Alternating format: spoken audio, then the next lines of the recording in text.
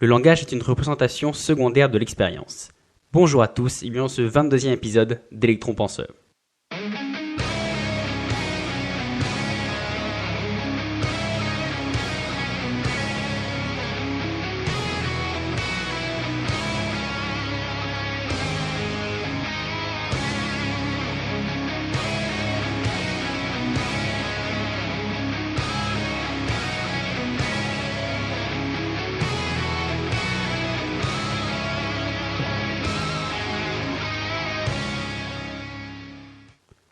Donc bonjour à tous, donc si vous nous rejoignez aujourd'hui, que c'est votre premier épisode, sachez qu'en fait l'épisode d'aujourd'hui il fait partie d'une petite mini-série qui vise en fait à détailler le principe qui est la PNL, donc la programmation neuro-linguistique, et notamment en fait en abordant dans chaque petit épisode les différents concepts qui la composent.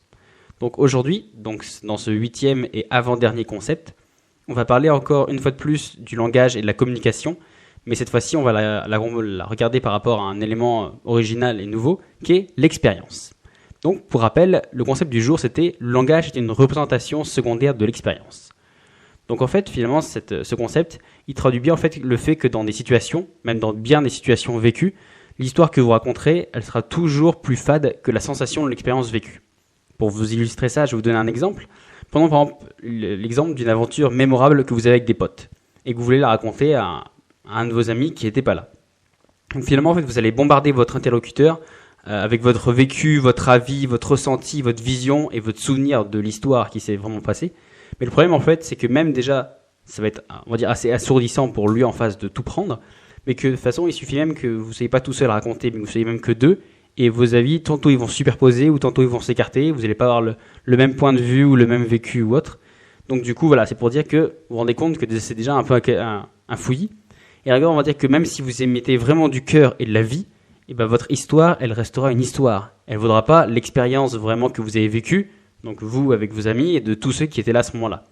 Parce qu'une fois de plus, pour reprendre un concept qu'on a déjà dit, la carte n'est pas le territoire.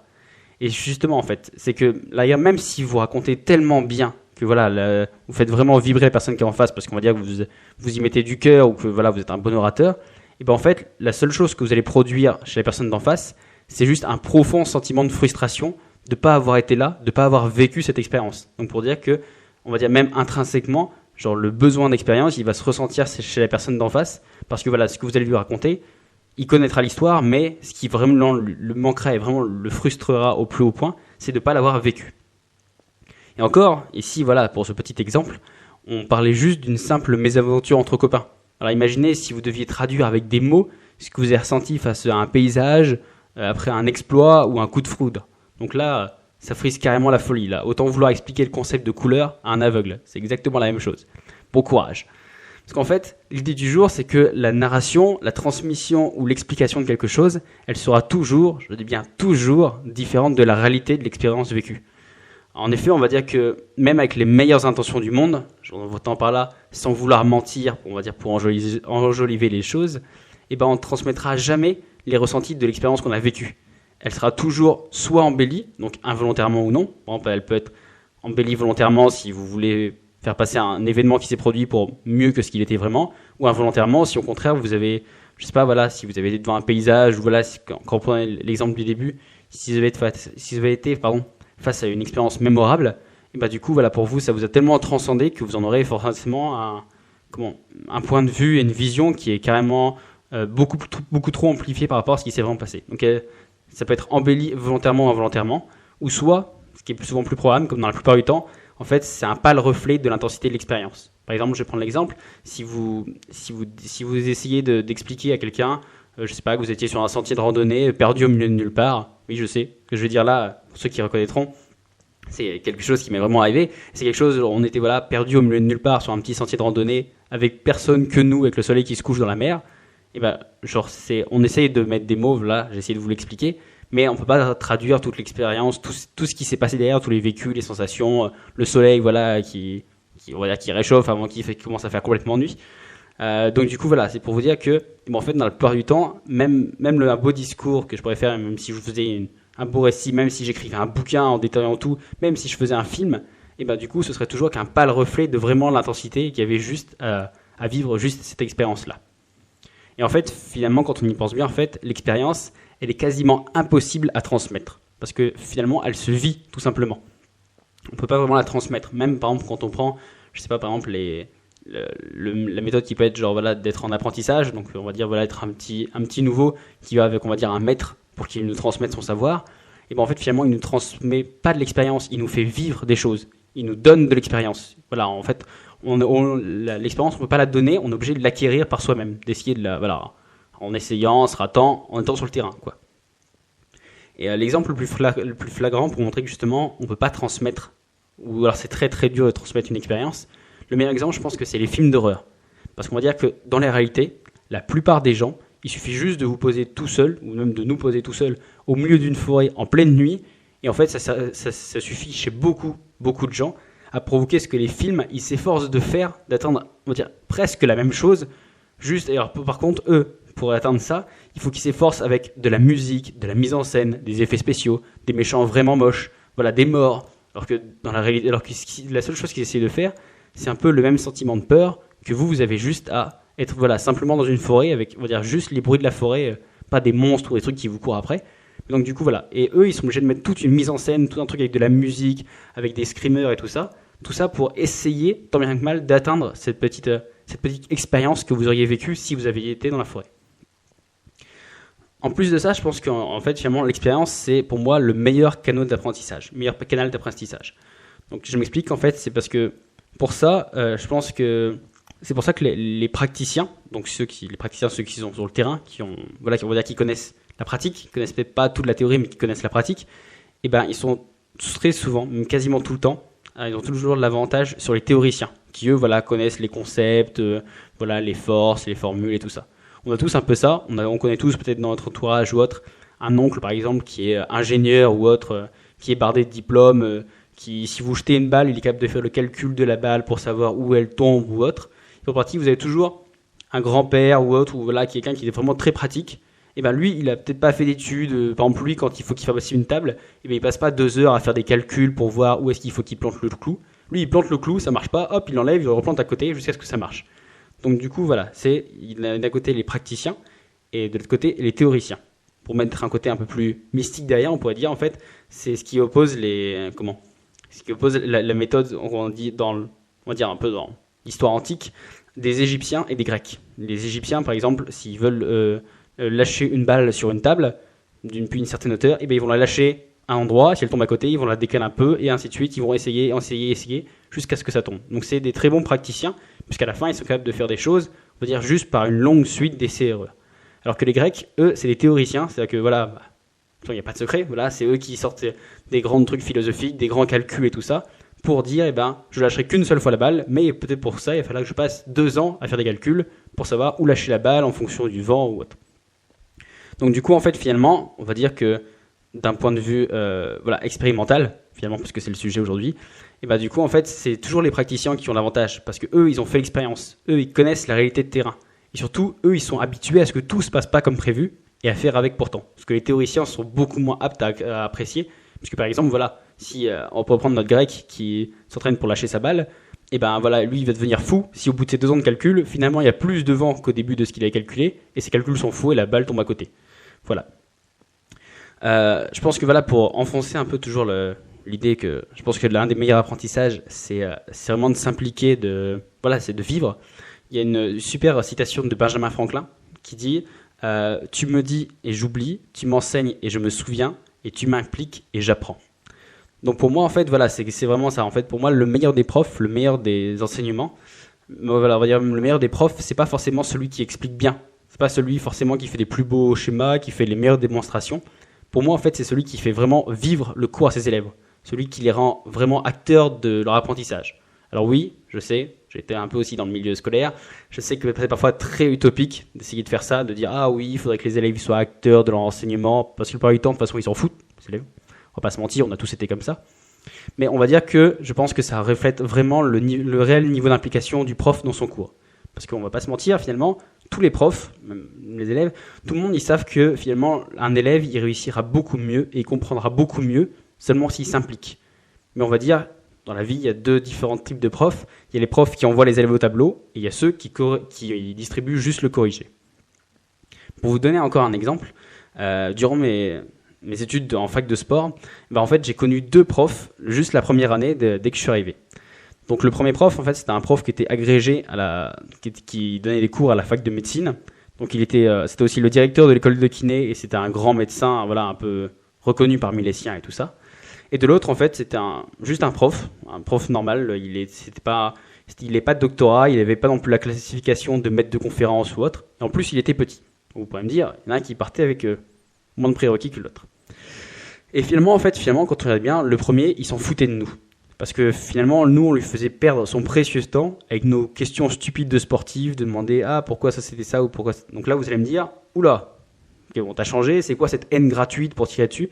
Ben non, pas du tout, c'est même pas de la haine parce que c'est juste objectif. C'est lui qui le disait, en fait. Il était clair et dès le début, il nous disait qu'il n'y aurait ni question, ni demande de ralentir son cours ou autre, rien. Que lui, il s'asseyait, en fait, vraiment ça. Il s'asseyait, il lisait ses diapos à une voix, mais genre, une voix à endormir les volcans, vraiment, voilà, on est sur du bon niveau. Et dès que l'heure sonnait, il prenait ses affaires et il partait sans se retourner. Peu importe si les gens voulaient demander ou autre, ou même se mettaient limite en travers de son chemin pour lui demander des choses, paf, il s'en foutait parce que il avait donné la connaissance, il vous a dit, je vous ai donné la connaissance, donc maintenant, c'est bon, vous devriez l'avoir apprise, vous l'avez. Donc l'autre prof, par contre, lui, il n'avait pas une matière qui était non plus facile, parce que lui, dites-vous qu'il donnait des cours sur le droit du sport à des sportifs. Donc quand on arrive, même si ça fait très stéréotypé de dire ça, mais on est un peu tous fous, on veut tous un peu faire du sport, courir partout, monter sur les murs et tout ça. Et donc du coup, là finalement, on s'assoit dans un immense amphi où il y a 650 personnes, avec juste un petit mec qui est en bas d'un amphi, avec un micro et qui dit « Bon je vais vous parler du droit ». Là vous dites « Génial, bon, il va falloir s'accrocher ». Donc autant dire que, voilà, on va dire qu'il partait avec pas plus de prérequis ou de prédispositions que le premier à nos yeux. Mais en fait, finalement, la seule chose qui changeait par rapport au premier, c'est que lui, en fait, c'était un praticien. C'était un mec qui était habitué à être au contact avec les élèves et qui avait aussi très bien assimilé le concept de Pomodoro. Donc le concept de Pomodoro, alors je ferai peut-être un épisode. D'ailleurs, n'hésitez pas à me le dire dans les commentaires ou autre si vous voulez que j'en fasse un pour vous expliquer un peu le concept. Mais en gros, c'est de se dire que le cerveau pas se concentrer suffisamment longtemps et donc du coup, il lui faut des petites pauses partout. Et donc du coup, lui, il avait bien compris que le cerveau humain, il avait beaucoup de mal à rester concentré sur une tâche précise pendant longtemps, et même celui d'un étudiant encore plus.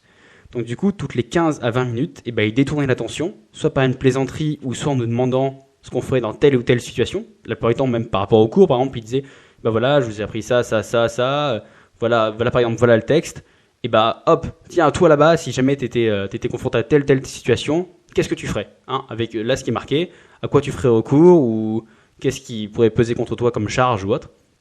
Voilà. En fait, finalement, il nous faisait participer verbalement, donc en nous demandant, et fois même physiquement. Voilà, et des fois, il faisait des espèces de petites mises en scène ou autre en bas de l'amphi.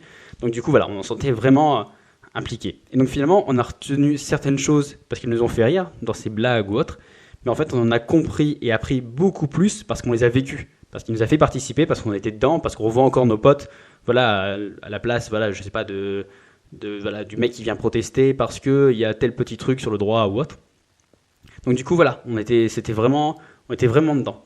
Il faut savoir qu'en fait, c'était le CM où il y avait le plus de monde. Donc pour info, ceux qui sont pas à la fac ou qui n'ont pas été ou autre, donc du coup, un CM, donc c'est un cours magistral, et en gros, ça veut dire un cours où personne ne vous donnera de compte, personne ne vous reprochera rien si vous venez pas. Donc voilà, c'est pour dire qu'en gros, votre seule présence, elle dépend juste de votre propre motivation. Et donc du coup, finalement, c'était le CM où il y avait le plus de monde parce qu'en fait, il était vivant. En fait, c'était pas juste un cours, c'était une expérience, c'était une aventure. On venait là, on venait pas juste pour qu'on nous balance de la connaissance en sortant des bouquins ou de 200 ans d'expérience. C'était juste, voilà, de dire, vous allez vivre des trucs, vous allez participer, et le fait de vous impliquer, pour reprendre l'exemple de la citation de Benjamin Franklin, voilà, le fait de nous impliquer, du coup, on apprenait beaucoup mieux. Donc du coup, je pense que vous me voyez venir, c'est un peu logique, même, je ne vais pas vous annoncer un truc révolutionnaire, mais inutile de préciser que dans les résultats, à la fin du premier semestre, du coup, avec le premier, ils ont été catastrophiques pour toute la promo, absolument quasiment tout le monde, alors que finalement, ils ont été très bons, ou alors beaucoup moins mauvais, parce qu'il y en a quand même qui creusaient le fond, mais voilà, ils ont été quand même bien meilleurs sur le second, donc du coup, on a vraiment participé. Je tiens tout de suite aussi à préciser que le but ici, c'est pas de glorifier certains profs, de les mettre sur un piédestal ou d'en démontrer d'autres.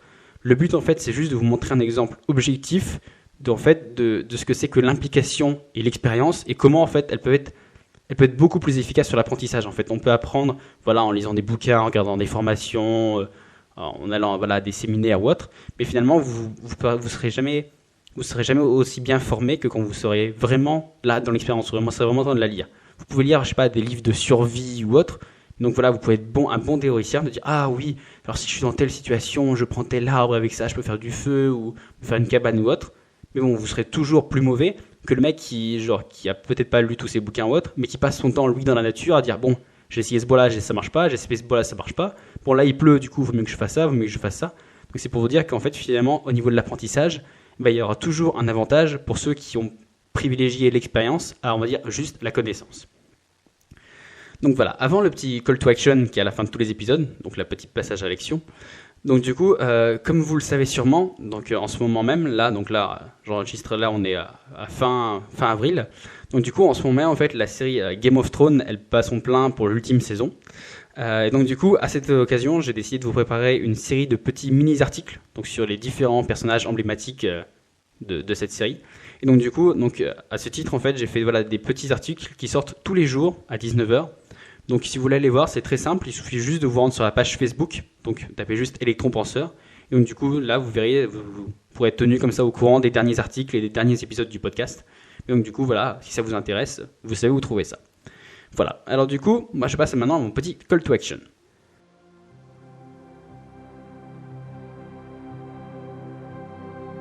Comme nous l'avons vu au début, aucun mot, aucun film, aucun discours ne peut remplacer l'expérience vécue. Le conseil du jour, c'est de vous acheter des expériences. Avec votre argent, mais pas seulement. Surtout avec votre temps. Acheter des livres ou des documentaires, c'est sûrement un des meilleurs investissements pour vous et pour l'humanité. Mais rien ne remplacera l'expérience, le vécu. Achetez-vous des expériences de voyage, de sensations fortes, d'introspection. Vous pouvez lire tous les livres sur la randonnée ou le trekking. Rien ne remplacera le sentiment de liberté et d'aventure d'avoir un sac de 15 kilos sur le dos, avec pour seule certitude le pas d'après. Vous pouvez voir tous les films et reportages sur le Japon. Jamais ce ne sera comparable à la vision du mont Fuji, sous un cerisier japonais bercé par la brise. Vous pouvez faire toutes les études que vous voudrez, rien ne remplacera la réalité de terrain. Les avancées, les victoires, les découvertes, les réussites ne sont ni dans les bibliothèques, ni sur les bancs des universités, ni dans les petites maisons bien rangées. Elles se font là, dehors, dans les laboratoires, dans les lieux reculés et désolés, dans les endroits lugubres et mal éclairés. Elles sont dans les déserts et les océans, dans les lieux où personne ne va et dans ce que tout le monde emprunte tous les jours. Elles sont dans les rencontres, dans les mésaventures, dans les éclats de rire et les pleurs. Elles sont en dehors de la route et parfois juste au milieu. Elles se nourrissent de vos choix, de vos décisions, de vos convictions, de votre attention. Elles sont l'essence même de la vie, l'expérience. L'expérience sans laquelle la vie n'aurait ni sens, ni but, ni mémoire. Elles se font dans la poussière, la sueur, le sang et les larmes. Elles sont dans tout ce que vous expérimentez, tout ce que vous testez, tout ce que vous tentez, tout ce que vous ressentez. Elles sont dans tout ce que vous vivez. Alors saisissez ces expériences, vivez-les, vivez le monde au lieu de le regarder par le trou de la serrure. Le monde n'est pas dans votre routine quotidienne, il est là, dehors. Alors, comment allez-vous le vivre ?